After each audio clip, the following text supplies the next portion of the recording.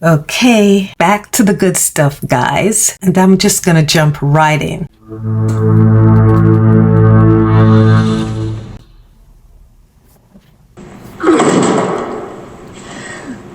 Is that Sasha? It's good you weren't here for. They're tearing apart the church. Are you going to take the cross too? They're making spikes to stop the walkers from coming in. Rick and Michonne. Noah. He wants to go to Atlanta. But I can't have that. Then you stay. I'll go. I with Carol. I with Carol. We all owe Carol. I owe her more. So,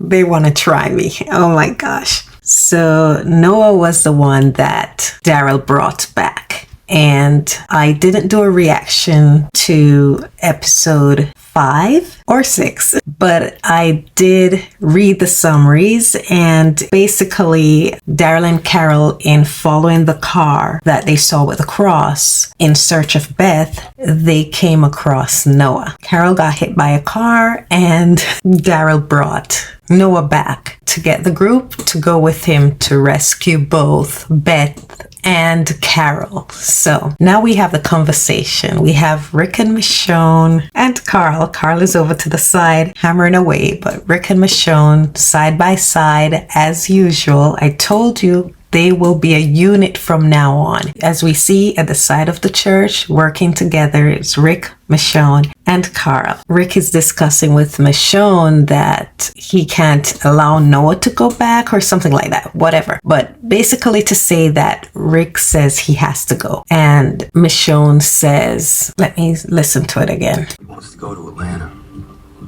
But I can't have that. Then you stay. Right, so Rick says Noah wants to go to Atlanta. That's where Beth and Carol are being kept. So Rick says he can't have that. And Michonne says, you stay and I'll go. And Rick says he owes it to Carol to go. So Michonne is saying, well, we all owe Carol. And Rick is like, no, I owe her more. Do you see what I've been saying all along? I'm not even gonna repeat it or get into it again, but it's tedious and it's gonna keep going throughout the whole series. Nobody's helping off anybody else. Nobody's rescuing off anybody else matters. The only person who has ever rescued anybody in The Walking Dead, the only person whose rescue matters is Carol. Anyway, Rick is reiterating that he has to go, right? But there's another reasoning behind Rick deciding he's the one to go and Michonne should be the one to stay. And we'll get into that further. But many of the points I've belabored throughout my reactions just exploding in this one little vignette, in this one little scene. Rick and Michonne side by side, constantly together in their family unit with Carl. That's one. I told you you're going to see that a lot after Rick claimed Michonne and basically proposed to her to be a family with him and raise Carl with him. The second is the two forced narrative of Carol the Savior and Carol the Warrior. We have natural warriors in Rick, Michonne, Sasha, Rosita, Abraham, but you don't hear anyone hammering that. You don't see the writers or any other characters being forced to hammer that narrative home. And that's because it's not organic. I kept getting interrupted. So this video is in pieces, but I'm trying to cobble it together, folks. The one tell, as I said, why it's not organic, because you have other characters that have to keep reiterating it. And the other tell that it's not organic is that they keep stealing other characters' identity to give to her. Example, Rambo. I don't remember the video game if it's Mortal Kombat or Assassin's Creed, you know, the one with the scarf. I have no idea. I don't play video games other than Pac-Man.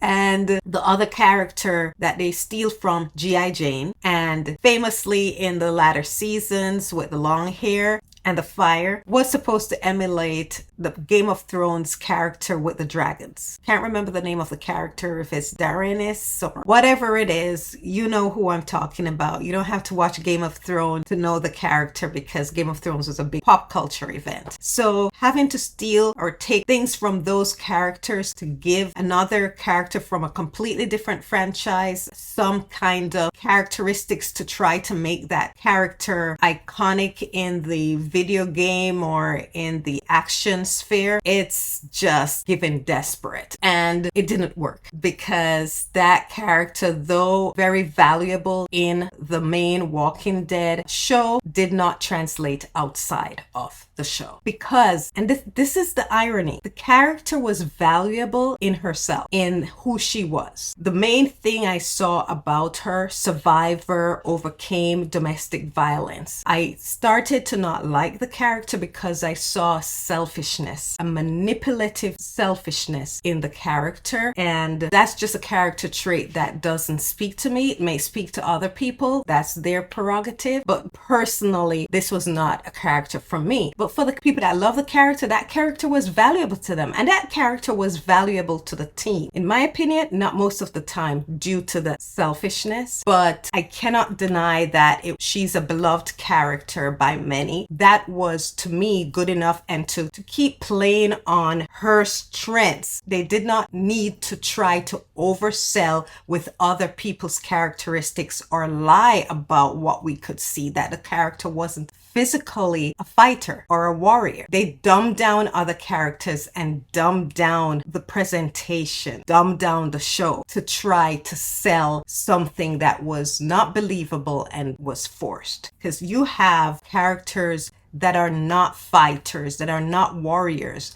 using their traits. It worked. Eugene was a coward. Eugene used his knowledge to manipulate others to help him survive. That was a trait, and they stayed authentic and true to that. They all became good at handling those weak, decaying walkers. So yeah, that action, killing walkers, never wowed me. The weapons they used and how they used it wowed me, but the stab and kill a walker never impressed me. So Eugene being able to do that, you better, it was time. You need to survive the apocalypse. But how he used his smarts against Abraham and how he used his smarts to help the group survive and that bullet making thing, use the skills, use the natural organic skills of the character. You think I'm old and weak and unable to be conniving against you? Let your guard down around me. That's one thing, but it's not let your guard down around me and I'll overtake you and I'll slash you, and when just one grab and toss. You get what I'm saying? Miss me with all of that. Another thing that I forgot to put in to the video that I have to insert here was another reason. I said another reason I didn't get back to it. That Rick said that he had to go. And he wanted someone to stay to protect Carl and Judith. But another reason he insisted he's the one that has to go is because he didn't know what they were going to encounter. And he didn't want to risk Michonne's life. No, he didn't want to risk any of their lives. But if he had to go and if anything happened to him, he would want Michonne, Carl, and Judith to be safe. So he left his family at the church. He wanted her safe. He wanted her protected and her protecting his little ones. And he knows if anyone can protect them, it would be Michonne. I'm sorry I keep messing with my hair. It's too much curls. I'm trying to straighten it out a little. Sorry for the tick. And something else that came to me that I'm going to bring up in the Rick and Laurie versus Rick and Michonne video is that, do you notice how Rick and Michonne discussed gently, even though they disagreed, because she was like, I will go, you stay. And Rick is like, no,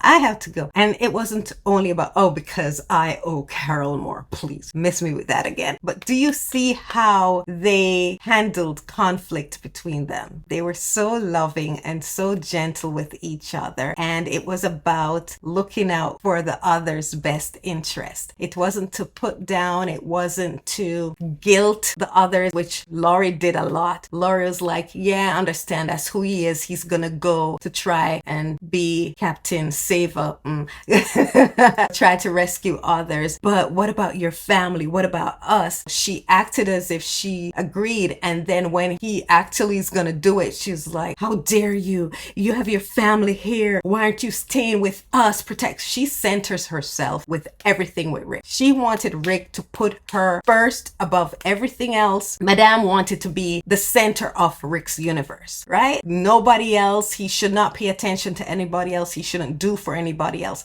And that's why she gravitated towards Shane. It's not about just Shane the man. It was that Shane serviced that entitled part of her where she's the center of the universe and he acted and behaved that way. He gave her that what she wanted, that fantasy where it's all about her. The narcissist. She is self-obsessed and entitled and it's the me universe. In her arguments with Rick, you got that where it's me, me, me, me. What about me? What about your family? Me and Carl. He had that issue in the beginning with her. In the first episode, you saw that issue where he was doing his work. He was a public servant, protector and defender. And even that she struggled with. You don't care about your son. You don't care about me and your son because you're always going to work. How is he going to provide for you to buy that house that you want, that fantasy house that you want in that fancier neighborhood, Laurie? He's working to try to provide for his family and he also has a sense of serving his community. So here you have Rick wanting to go and help his friends and now extended family, Daryl and Carol. He wants to go and help them and finding out from Noah that Beth is there too. He sees Beth as a little sister. Look at that close relationship he had with Herschel. You think he's not going to try and help Herschel's little girl, help rescue her from these people that are keeping her captive? Going to try to go and help. Michonne had no issue with that. She was like, I'll go. You stay with your babies and protect them. I'll go. It wasn't like Laurie, well, stay back and serve and protect only me. Michonne was like, okay, I know what you're going to do, but let me go. And Rick was like, no, I should go. You stay. And Michonne understood that. Stay and protect my babies for me. I trust you. I trust them in your hands. That give and take. Michonne understanding Rick. Michonne understanding what Rick has to do and what Rick wants to do. She has no issue with it. She actually admires it. That's another key, that Michonne is the woman for him and Rick is the man for Michonne. They are so compatible. They understand each other so well. And above it all, they love and care for each other so much. Laurie loved Rick and cared about Rick, but Laurie loved and cared about Laurie the most. Her love was a selfish love. Laurie loved Laurie. Her final act was selfless, but there was some selfishness in there. I hinted at it before. I think I even said it, but I don't think a lot of people caught it. And in the Laurie and Rick versus Laurie and Michonne video, I'll pinpoint that. I'll make sure to highlight it because it's a big deal. It's one of the reasons she decided it was time to go. And it had to do with what she thinks she had lost and what she was losing. And she didn't want to continue without it. She made up her mind long before that final decision. Anyway, back to Rick and Michonne. The contrast. Michonne loves Rick for Rick. Rick loves Michonne for Michonne. Rick wants the best for Michonne. Michonne wants the best for Rick. And you see that in their dynamic.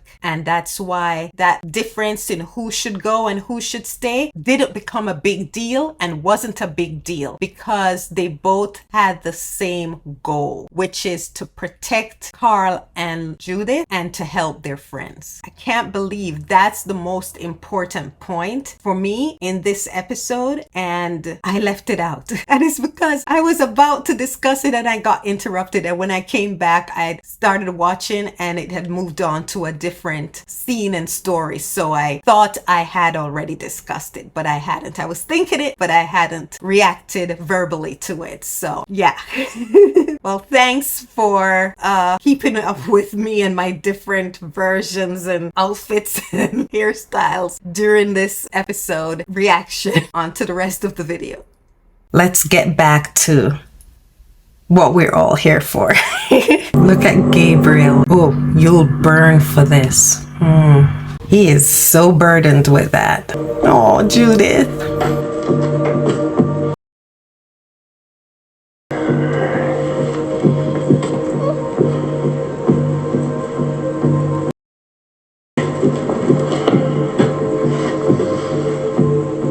I'll be back soon.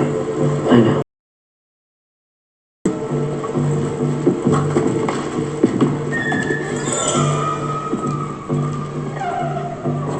You see that? Rick hands his baby to Michonne, hugs Carl, and then he walks out backwards looking at his family. That family unit is not even telegraphing what's to come. It's just letting us know what is. The Grimes family, everyone.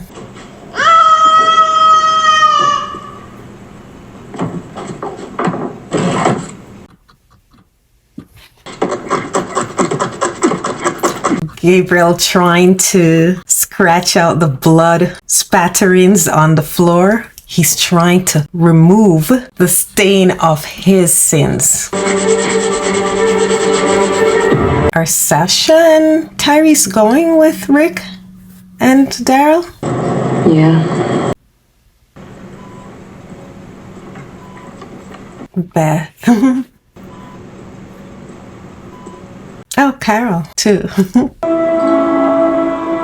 Glenn, I didn't think we'd see this group in this episode. Oh, Abraham punched Eugene out because Eugene, in the episode prior, finally confessed that he was lying, that he wasn't a scientist and that he did not know or have a cure for the virus. And he only lied so that others would protect him. That's a pretty big revelation, something that Abraham was using to give himself purpose. So to have that stripped away could not have been easy for him. So guys, I had to pause the reaction, but let's get right back into it. That looks like a Colt Python in Glenn's hand. I don't know much about guns, but it looks like Rick's gun, even though I know it's not Rick's gun. Should we get him to the church? Moving him could make him worse. What'll make him better? Waking up. Haven't had anything to drink all day. Seriously, my 6-year-old nephew didn't pull this shit. Look at me. Look at me! Back off, Rosita. He's not feeling it right now. Sit down or I'll put you down. Okay, Maggie. Oh, what's next on the agenda? At sundown with fire shot into the air. Get 2 of them out on patrol. Takes the guard out. How? He says it's road. It's not. If we get a couple of her cops alive out here, we do an even trade. Thanks. You take 2 of her cops away. What choices does she have? Everybody goes home. Like he says. Good plan, Tyrese. Come on, Rick. Try it. Pick one. You need to learn how to defend yourself. We can teach you. See Michonne over there looking after baby Judith. And Rick trying to get this man to come into reality. You know, yeah, you have a lot going on with you psychologically, mentally, but the reality is that you're surrounded by the walking dead and you have to figure out a way how to survive. And Carl is trying to help you there. Lay aside that burden for now and look about surviving, then you can look about sorting yourself and your conscience afterwards. Right now, it's survival mode. They said they'd go. They were liars and murderers. Just like us. We protected ourselves. They wanted us dead. You're lucky your church has lasted this long. You can't stay in one place anymore. I wonder what Michonne is thinking about what he's saying. That will come up again with a conversation between Rick and Michonne. And she said they can't stay out there too long. So I wonder if that's what she's picking up with Carl. What Carl is saying makes a lot of sense. You know, he's being very logical. He's being very practical. That's the right word. He's being practical. Gabriel is saying they were willing to go. Why did you kill them? Because they are killers. And Rick's group left and they came after them. And as Gareth told Rick, they will do it to others. These are people hunting and eating people. These are people that tried to eat Rick and his group, and they hunted them and ate another of Rick's group. And you're like, they just wanted to go. Reality is knocking Gabriel. Good choice. He chose a machete. And I wanted to hear what Michonne had to say. There's so much going on behind Michonne's eyes. I want to hear what she's saying. She's so wise. She's so practical. And she's also an empath. She's such a good reader of situations and people. We really gonna keep wasting valuable resources on this lady? How much electricity does your DVD take? Excuse me? We have very limited resources here. You charge it every day. Try to save people. Turn off the machines of his rounds. If she pulls through on her own, then fine, but you're right. You just killed that woman. Who do you think I have to side with? Tell. This is to the drug locker. Abraham is in a catatonic state. Wow. It affected him that badly. You're not the only one who lost something today. It's never gonna get any better than this. Right, Maggie. Don called it. I know, but if you could, what would you give her? Epinephrine drip 5 milligrams. Boil it. You think it's any clearer upstream? Yeah, boil it. Filter it and boil it, right? Eugene taught me. Takes a while, but it'll be clear, and then we can boil it. Put it down, Noah. Let me know if it's too tight, okay? Where are those rotters you shooting at? The black guy seems like a good cop. to talk. Water if you need some, and food. They don't seem very hostile. Even spoke kindly to Noah. Are you a cop? Cross that way. Yes, Sasha got the tire. Look at Rick's gun. Where did you get that gun, Rick? It's huge. Ooh. Oh, look at that. That's, oh my gosh. It's horrific. Makeup is good though. Why did they not escape? Oh, Sasha blew out the tire. But where are they? Where are they? Oh, that stopped them for sure. That cop is a big guy. Ooh, watch your shoulder. Oh my gosh, that's too close for comfort. Watch your finger. Yikes. Daryl, be careful. Ew.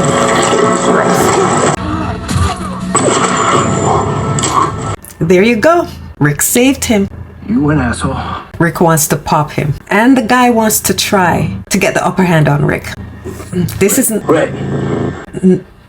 Daryl, no, this is not someone Rick should trust. He's trying to get the upper hand. Three's better than two. I disagree with Daryl right there. That guy's waiting for his chance, and he would not hesitate to take Rick out. See, there, Rick saved Daryl. Remember? Daryl saved Rick, but you're not gonna hear the refrain of, he saved my life. I owe him everything, and I have to do everything because he saved my life, and he's the greatest, and he is the baddest of the baddest. You're not going to hear that about Daryl, who saved Rick. You're not going to hear that about Rick, who saved Daryl. The group saved each other, and you're not going to hear the refrain that you heard from Rick in the beginning and from Michonne. And that's because they're trying to force a narrative. You don't have to say something so many times if it is true. It just is. It's only when it's not organic and you're trying to force people to go along with what you're trying to sell because you don't think you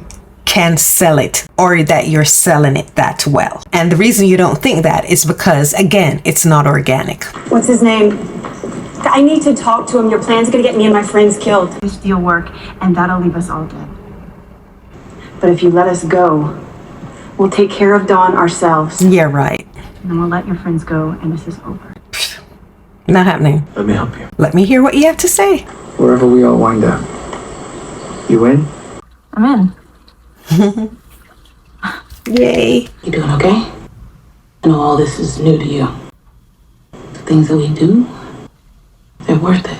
I already took the machete. What more do you want from me? Excuse me? I don't want anything from you. I'm just trying to help. Thank you. You better thank her. Fix your attitude, dude. What is he gonna do with that machete? What is he hiding down there? Or he's trying to go down into some basement or something. Strawberries. He's coughing up strawberries.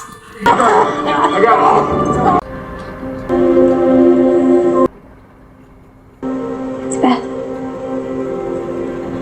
Beth is so sweet. I wanted you to know that I was here. See, because of Beth, Carol will live. She wouldn't be alive without Beth. Are you gonna keep hearing refrains about what Beth did for Carol? No. Ah, where are your eyes, sir? Oh my gosh. Oh, that must feel good. Tyrese must be a good hugger. It's under the church. Look at this little... I won't say it. That's a sign for you, sir, that your selfish and cowardly actions are not sanctioned. Thanks, Sergeant Lamson. My name's Bob. That's Sasha. I saw one of the robbers and I knew him. That's too close, Sasha. And the gun in reach like that? Can take you right to him. I'm not going out there, but I'm a good shot.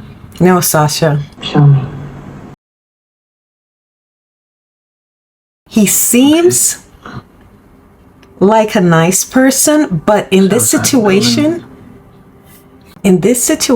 knowing they were hunting for Noah and the ones that came to rescue them were shooting to kill, I wouldn't trust them as far as I could throw them. He seems like a nice guy, but I don't remember what happened. I know our group came out of this, but I don't remember what happened with the cops. I remembered there was a shootout, so we passed that part. I didn't remember why there was a shootout and which specific characters were involved in the terms of which one of these cops. I don't even remember the cops. I just knew there were cops in this episode and there was a shootout, but I don't remember much about this episode, to tell you the truth. It's like watching it brand new. It's like watching it for the first time. So you're getting a first time reaction, not in a technical sense, but in the sense of, I don't have a clue. I don't remember anything. And many upcoming episodes of The Walking Dead will be like that for me. I sort of checked out during season 7 and 8, and after Rick left, I think I only checked in on Michonne's episode. So there's so much that I have not watched and it's brand new to me. So I'll be like a first time reactor in that sense. Though I know the broad strokes of where the story goes, I don't remember details of the episode like this one. I'm just not sure about this situation and I don't remember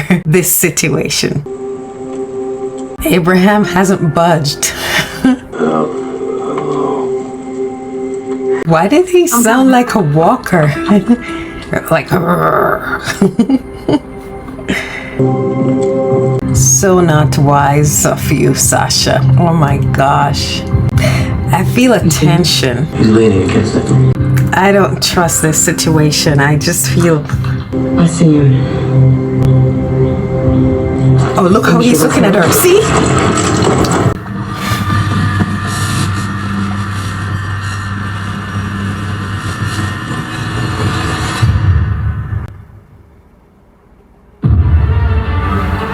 I I knew it. This is someone they just met. Someone that was going after one of them. Yes, Noah's new to the group, but Beth vouched for him, according to Noah. And these people have Beth. And according to Noah, not voluntarily, against her will. These are not people you should trust. You could give them the benefit of a doubt, but keep your guard up. That was very foolish of Sasha. And Sasha is not a fool. I don't know if her feeling vulnerable about Bob caught her off guard with this guy's name being Bob, but that was so foolish. She doesn't take chances. From we were first introduced to her, see, she didn't even want Tyrese to take in one of her group into the prison because she was bit. She's like, no, cut our losses. But here, she just completely let her guard down and paid for it. That guy is a good actor. He surely fooled her. He fooled me in the beginning too. Well, I'm curious to see what happens next. I know the group gets to Beth, but what happens in between, I have no remembrance. There's a good chunk of these episodes that I didn't watch. As you see, I didn't react to episodes 5 and episode 6. I tried watching 1 and I couldn't do it. I couldn't get through it. Oh my gosh, it was so difficult. I just had no interest. And with time being limited, I just didn't want to waste my time on something I was not enjoying. And I don't want to be a negative Nelly. I want to put out what is good, what is uplifting, what is encouraging. A few critiques and exhortations here and there. That never hurts. It helps us to self-assess and grow. But I don't want to be negative. It serves no one. I want to keep it insightful, uplifting, encouraging, and enjoyable. I want us to have fun. You know, I want us to enjoy what we're watching and what we're discussing. The full reaction will be on Patreon. Thank you guys who are supporting me there. When this YouTube channel is eligible for membership, I will be posting exclusive content for members, which I also will be doing on Patreon when I'm able to react to and post more things, because I have some great exclusive stuff I want to share with you, because I'm trying to get to those episodes, guys, but we're getting there. Thank you for spending your time with me, and I'll see you on the next video. Bye.